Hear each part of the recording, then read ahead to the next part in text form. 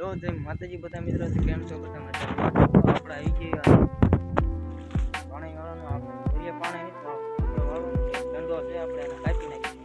આપણે દંડે આપણે પાણી વાળ્યું આ દંડો છે આજથી કેટલા આપણે પાંચ ઓલ કરી વાળ્યા તો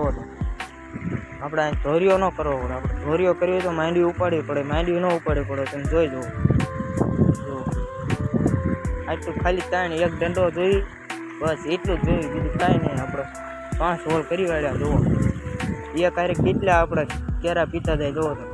8 થી 10 12 કેરા પીતા જાય આપણે જોઈ